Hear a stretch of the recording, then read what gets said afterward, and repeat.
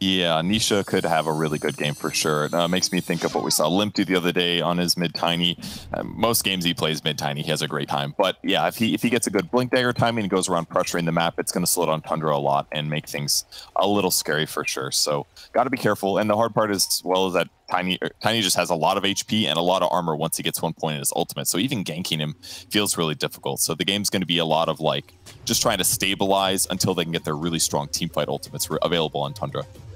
I think that thing that's a little bit concerning for me as well, you know, we talked about Nisha not having that great start to the game. You don't really have the kind of heroes that are going to be able to make these rotations to really punish him if he starts to, you know, get out of control or just, you know, slow him down at all. I think that's a big problem. As Fata is going to walk right past the grouping of Secret here, as is 9, as they're just going to comb through the area, try to get some information, and just go on for a full invasion. You have some nice deep wards put down too, if you take a look on both sides of the map here. Yeah, both of these are going to help spot couriers and things like that, so it'll be pretty useful. Bounty Rune fights. Be surprised if Snake can get one, but he does. Okay. Not too bad. 2 and 2 for both teams. It's taking a lot of damage though here from Yapster. That tag team, of course, just so good.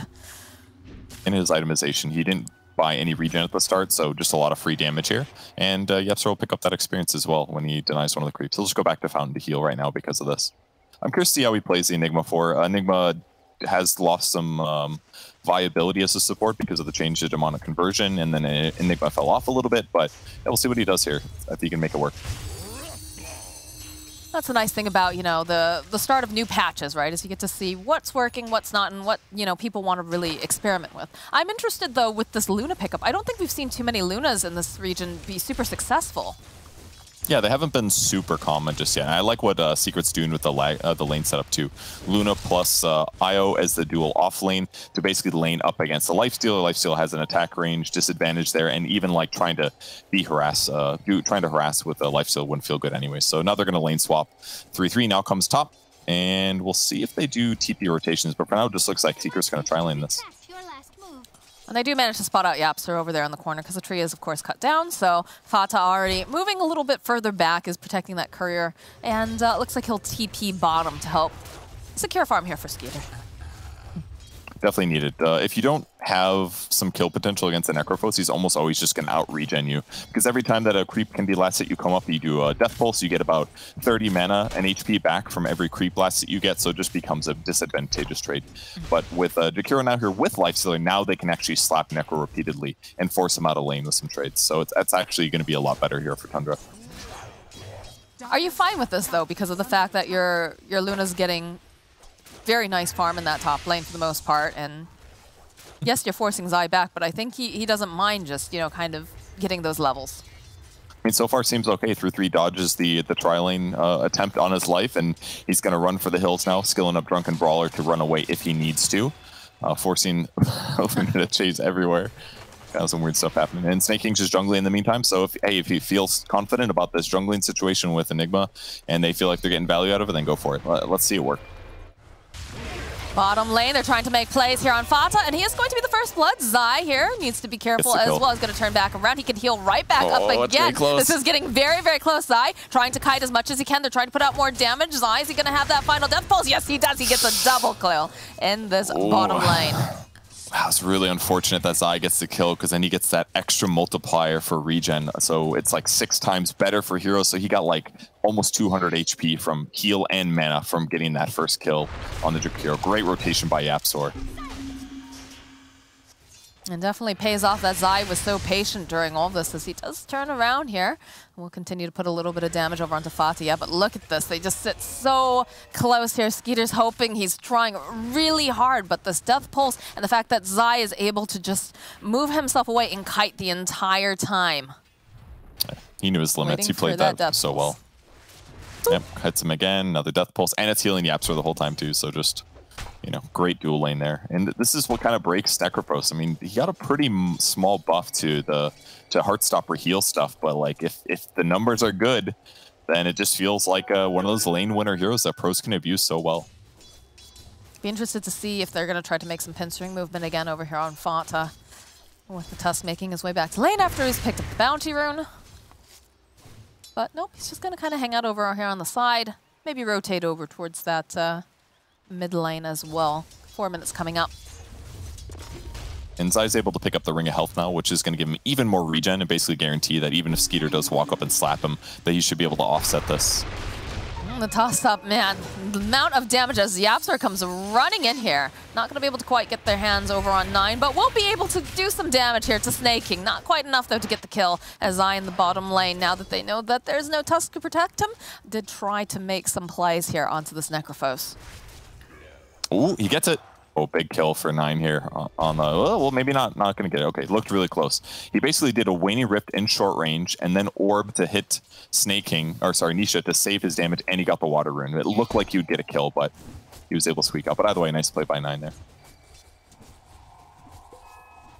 Zai may be in trouble bottom, though. Dual Breath, some slaps, and he doesn't have Ghost Shroud. This is looking dangerous. Yeah, and they get him.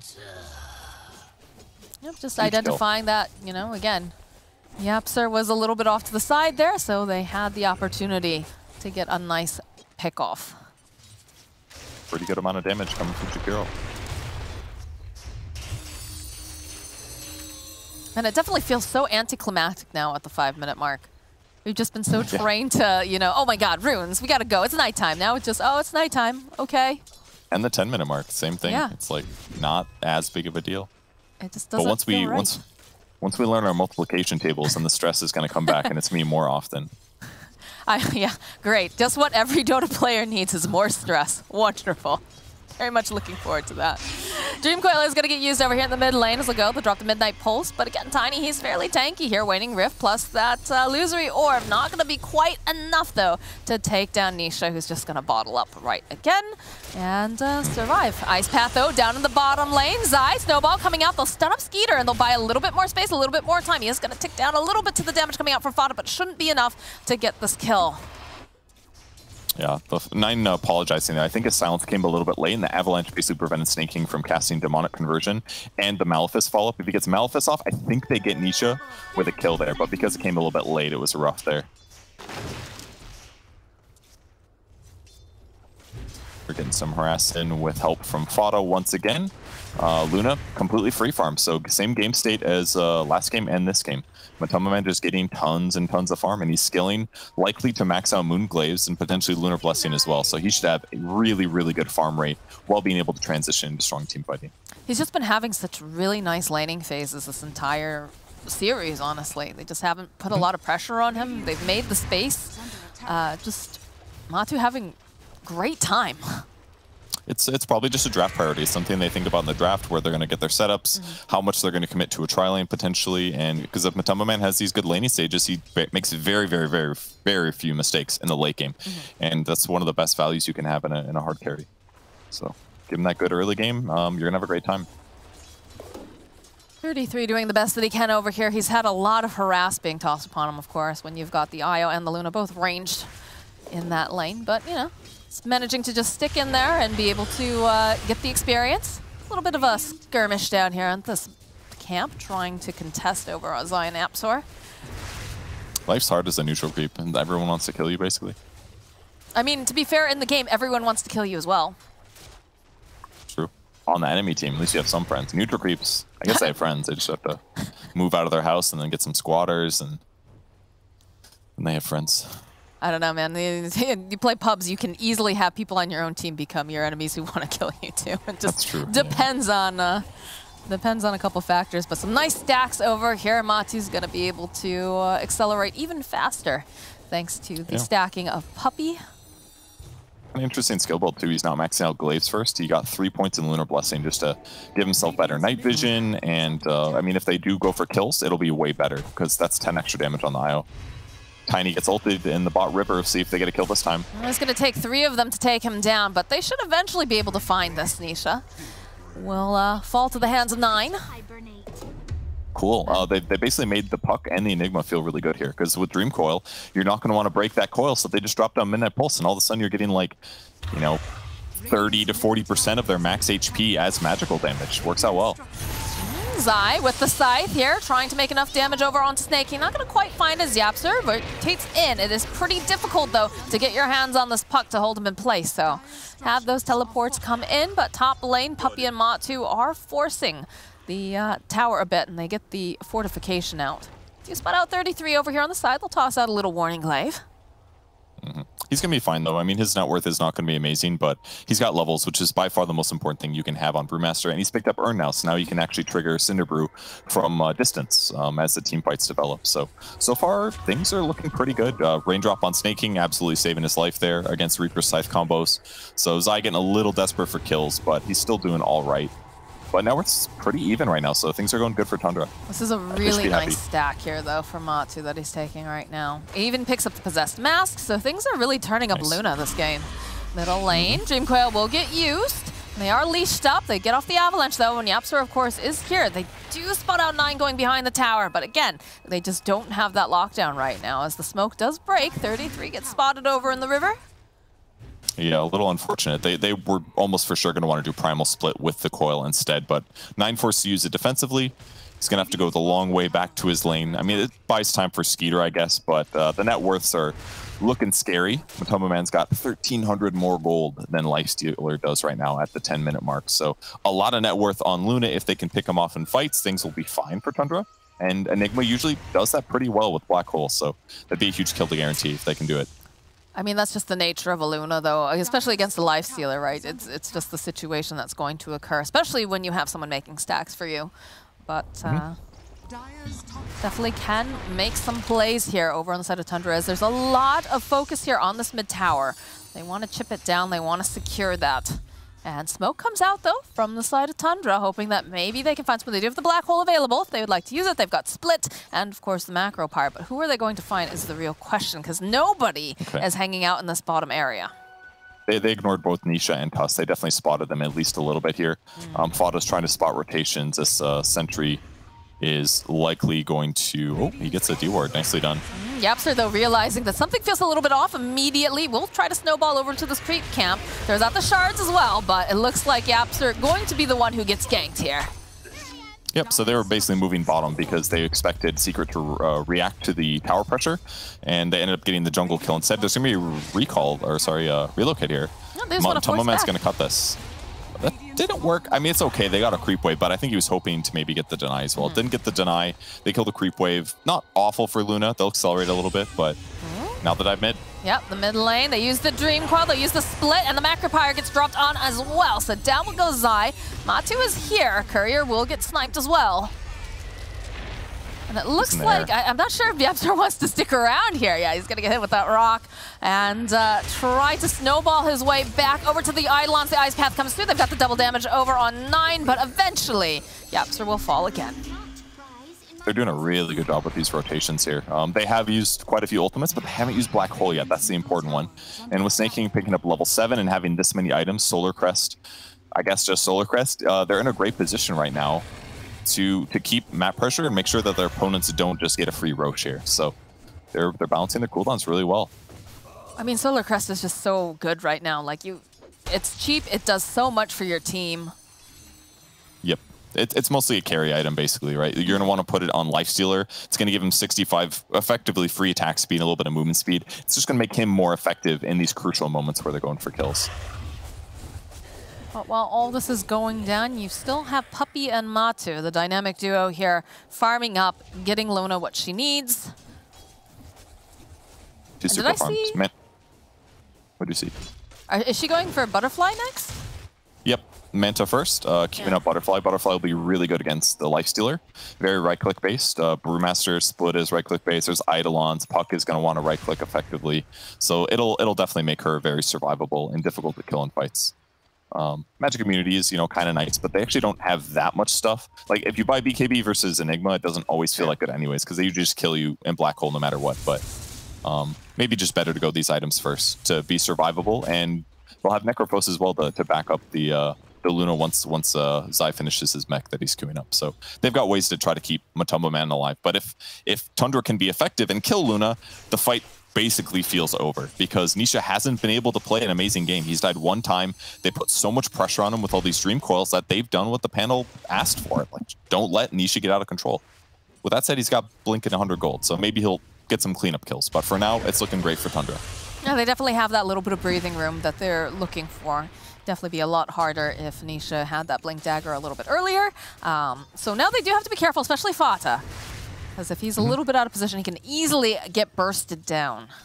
Well, there's a difference, though, is that he's a very high strength hero. Jakiro has a lot of HP gain, and he's got raindrops as well. You need both of these things to make sure that you are less vulnerable to getting picked off and giving Nisha a chance back into this game. So he's got to carry magic resistance, he's got to carry raindrops, and it's going to be the same thing for Snake King as well. They're both slightly vulnerable right now.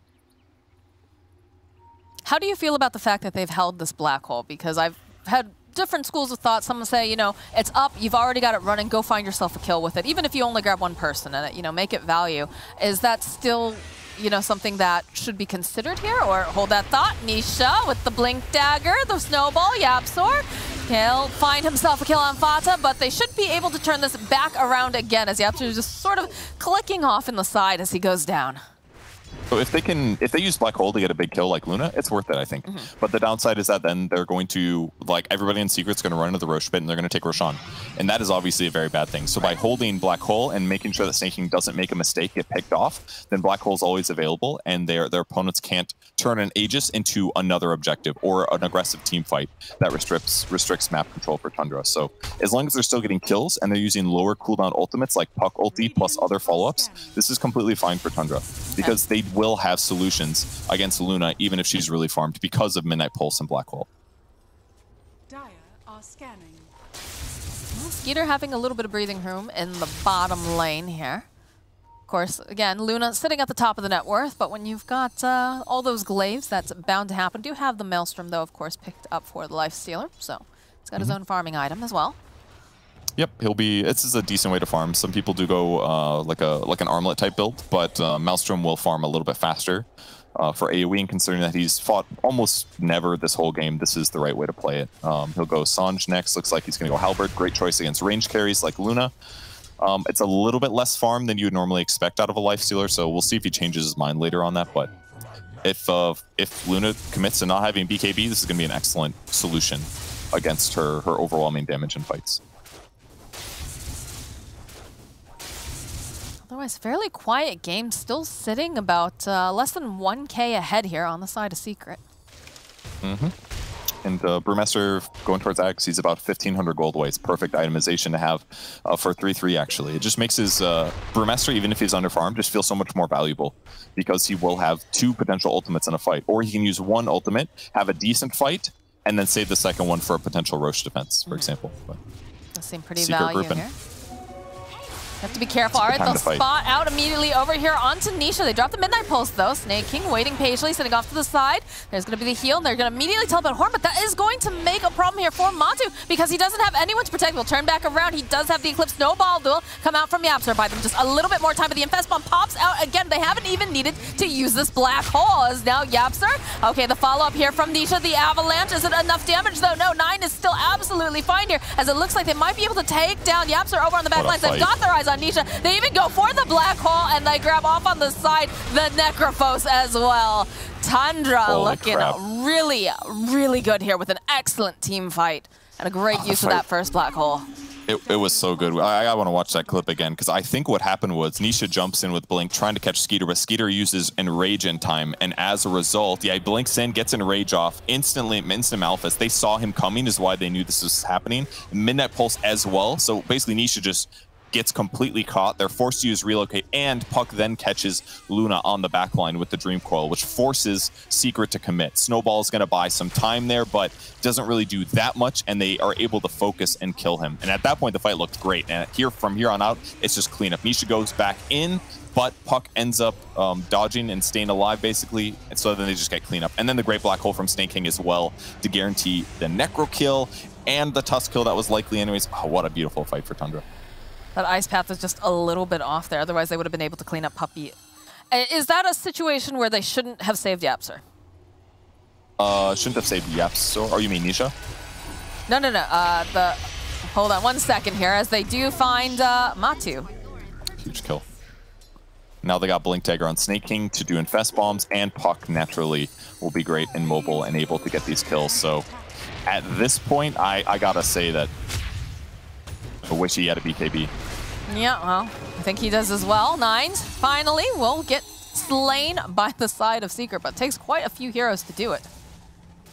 Absolutely good trade, though. I mean, that was their big net worth hero. They killed the Luna ahead of time, so everything is looking fine for them. They're just going to hold the high ground here. Puppey was trying to zip away here too, Yapsor, but not going to be able to do it as Zai comes back and pops that mech, but loses his mobility from the tether, and they guarantee the kill. Fada's itemization, very smart. Fluffy Hat into Vitality Booster. He's just rushing Aeon Disc. He knows what's going to happen here. If he just stays alive from getting bursted by either like Tusk combo into Reaper Scythe or Tiny combo into Reaper Scythe, then he's just going to be able to continue casting Ice Paths and Dual Breaths, and those skills are really, really useful this game. Yeah, he's been really, really on point with a lot of these Ice Paths too. Very nice setup here. Again, this is a hero that Fata plays quite a bit of. And that's the Ags completed now for the Brewmaster. Great. I could maybe see 3-3 by the Shard this game. I tried the Primal Spell one with that Void Ruling. It was garbage when it first came out, but it's a little better now. You can actually use it twice in a split instead of before it was like basically just once. Fata might be in trouble here. Yeah, he's in trouble. Yeah, he gets separated from the rest of the team. They even go and they use the Scythe just for good measure, so they'll end up losing Fata, but that is, of course, the Reaper Scythe down. But importantly, 25 seconds added respawn time basically doubles his respawn. This gives him a much bigger window to pressure Roche now. Because Fata is still important. If you sit behind your teammates when they get aggressive, you're landing 2 or 3 ice paths per team fight. Completely changes the outcome. And now they just get to take Roche. So big grab here. Tundra's going to try to slow it down though. Have to be careful. Yapsor sitting a little bit low. That Dream Coil coming in, plus the Infest Bomb popping right back out again. It's a beautiful Eclipse coming out from Luna, but it just doesn't seem to matter too badly as they do buy back now over onto the Tusk. They have to protect Matu. Is disarmed. Will be thrown up into the air. Puppey doing the best that he can, trying to keep this Luna alive. That was a relocate, but he broke it with the stone toss. Now the chase has got another ultimate. They're waiting. They see Zai. He's ticking down to some of this magic damage. They drop the Macropyre plus the Ice Path like we've seen before. Matu waiting over here on the high ground. They're going to try to keep him alive, but not quite enough healing to keep Zai going here as he does buy back. Yapsor now he is stuck between a lot of heroes. Another nice Ice Path will slow him down and hold him into place. Fata's owning this fight here. He's looking great. Great chases so far. Fighting really well. They got in there. They spread Secret out. Great interruption for the relocate there. With relocate being wasted like that, they basically just didn't have a good reset when Zai was out of position there. And Necrovos is a very slow hero, guys. Takes him a long time to get back to safety. And now Tundra is the one that look like they're going to Aegis, but we'll see. They want to go in, but they don't have the Eclipse anymore. Okay, Nisha opening up with the Avatar. Will find the kill on Fata immediately, but it doesn't matter because Skeeter's already got the Aegis. And look at that black hole on the side of Secret. They're just holding them all into place. The damage plus the Midnight Pulse. There's Luna trying the best. She cannot stay alive though, despite Puppey holding on. And Zai's left over on the back lines. Avalanche does slow them down, but they've hitched a ride here over here on 9. He would love to get a kill. Might have to just settle for Puppey over here. He waits patiently. The silence not quite connecting, but you know what? Puppey at the last second, is he gonna make it out alive? Nisha trying to punish them for going a little bit too far. 9 will fall, but over on the back lines here is Zai. He's gonna get taken out by 33. Pretty big mistake there by 9, actually. He missed his Waning Rift silence on the puck. A little bit off. On the IO. But Nisha chasing after 33 here. Does have Puppey. He does have the Blink Dagger, but it's gonna get interrupted. All right, still looking good for him. I mean, they still have Aegis sitting on Lifestealer. Lifestealer is getting close to his Scotty now, which is going to give him huge advantage against Luna. Luna's a ranged hero, so Scotty works better against ranged heroes, and it reduces regen, lifesteal, spell lifesteal. So the natural lifesteal that Luna's going to want to build, the heals that come from IO are going to be reduced. It's going to be really nasty when he finishes it. Here's the initiation. Fata gets nothing off. Dreamco lands on 3, which is great, but the man Snake King jumps in. It was set up beautifully by 9 there, I have to say. It was. And the best interruption to Snake King's black hole is basically Tiny or Lucent Beam. And both of those guys got grouped up. Tiny went in right away. Luna was right there, so it just gave him open season to jump in and grab that great black hole. But here's 9's mistake. Yeah, trying to play for both. Silence was too far, and as a result, Puppey jumps across. He chases because he really wants this kill, and then he just gets punished.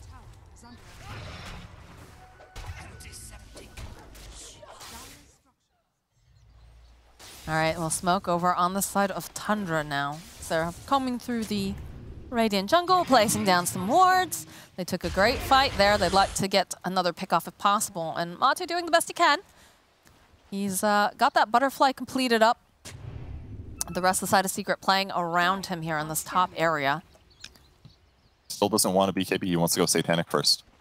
Do you like this? Okay. I mean, I understand, like, you know, the black hole, again, it's not going to matter if you've got a BKB. But I feel like, you know, the Midnight Pulse does a lot, plus the puck damage coming out too. And it's not terrible. I mean, again, Satanic does have a Dispel now, so it will give him some soft solutions against things like Malefice or Dual Breath. Like, there are certain, or Silence. There's certainly things that it's going to be really effective against, but it's a little scary, especially knowing that Skeeter is literally about to finish Scotty. That's going to undercut a lot of what the item provides in terms of raw survivability, so we'll see how it matches up with Skeeter's item timing, but very good of Skeeter to, like, fully itemize, not to make Lifestealer good, but to be a Luna counter.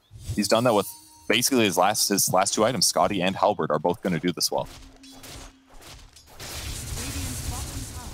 Pressure being placed over on the bottom tower. And again, Secret just playing in the top area. But this bottom tower is going to go down. And the blink is picked up now for 9. So he's already had some very nice initiations. And these initiations are only going to get better. They're controlling this side of the map really well so far. And it just gets a little bit scarier, I think, for Secret as time goes on. Because this Enigma 4 is completely paid off. Sinking is 2-0 and 11 right now. His net worth is 4th highest in the game. He's got more net worth than the enemy mid and the enemy offlane. It's insane. He's almost, I think he's got BKB coming too.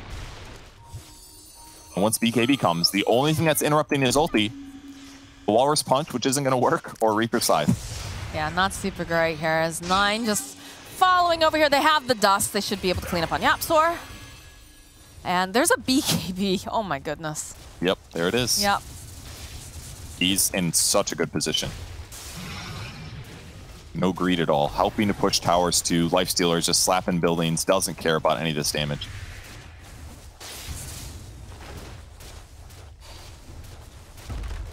Just got utter survivability with this itemization. A little bit less damage, but as the Luna counter or the Necrophos counter, it's a perfect build.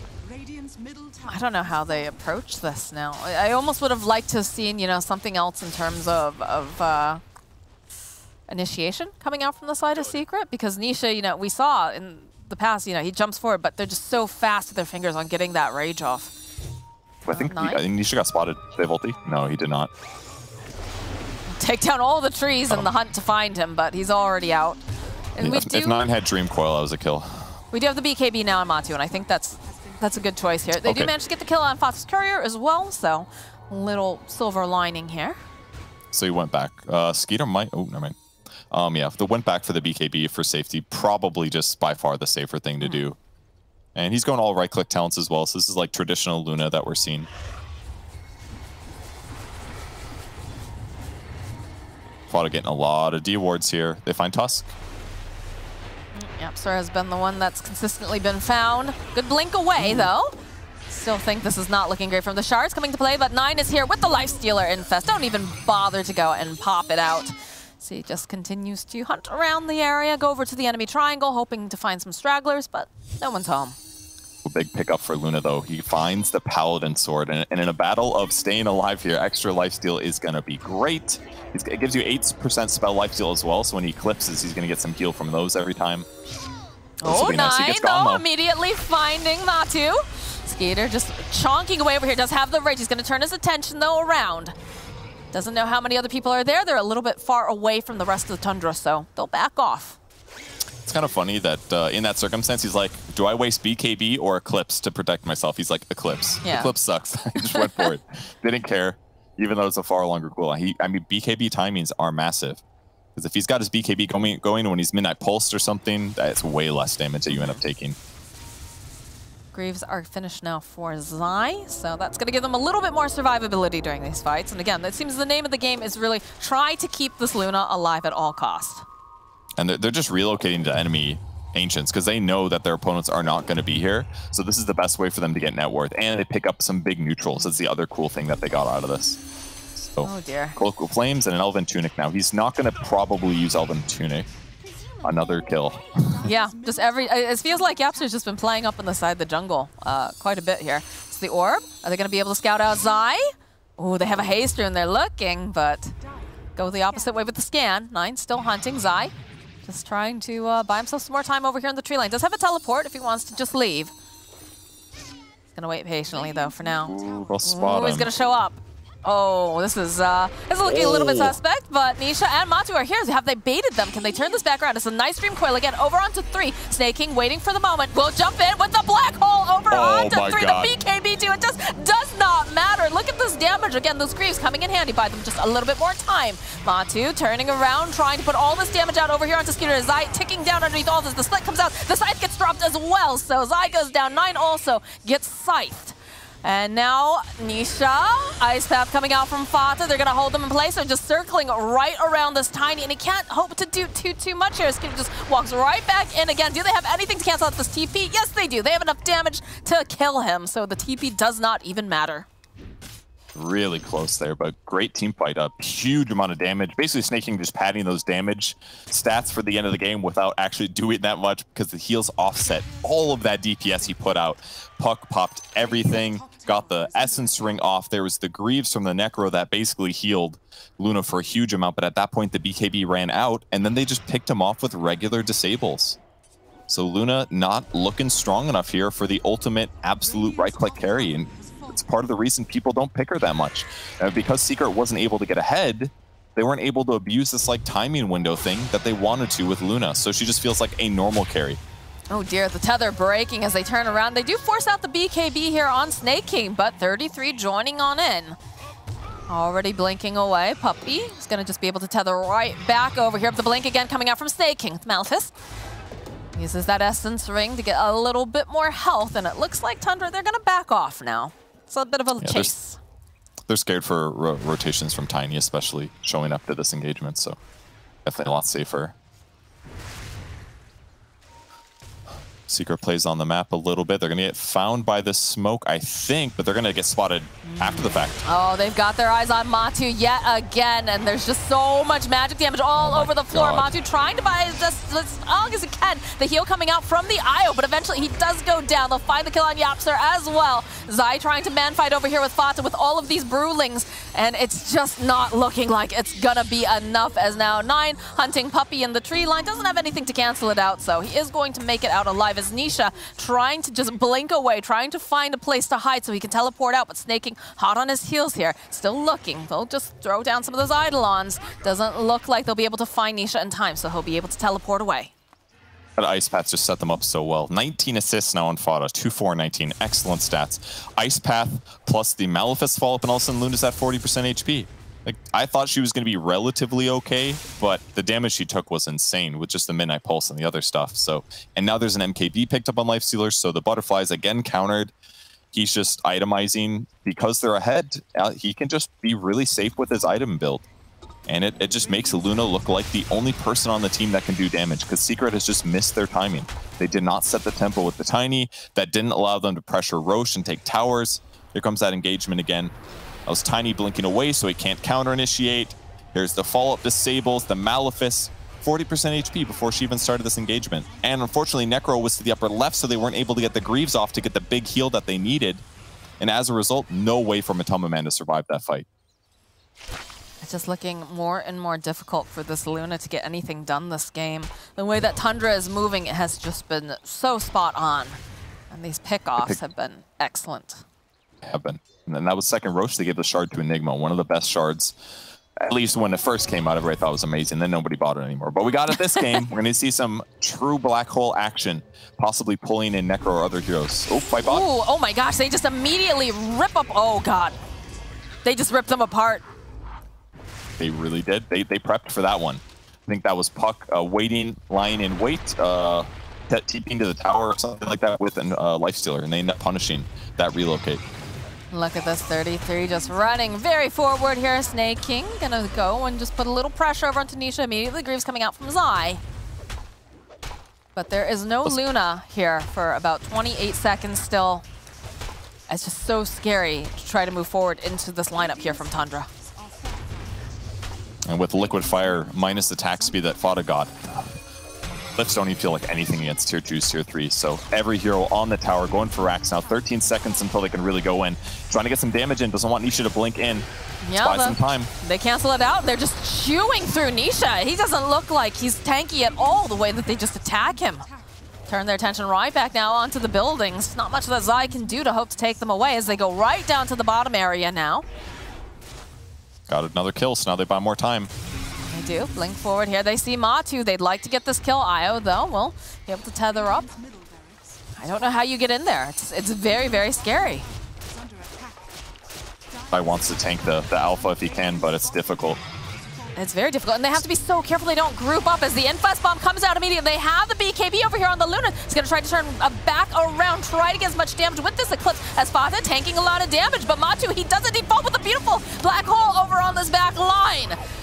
Go right, and again, Zai hits the scythe off, finally manages to take down Fata, but over on the back lines here, these Brewlings are just battering off over here. Snaking does fall, and then Yapsor next as they're just kiting him. Zai has already tried to get back, he just falls again. All the buybacks coming out right now. They want to fight, they want to just make sure that they can take down Matu, and by God they can. They're chasing Puppey all the way back to the fountain, and Secret just calls it. They realize that they missed those timings, and Tundra just looks too strong as Skeeter goes right into the well. Man, amazing game for Tundra. I'm really impressed with how they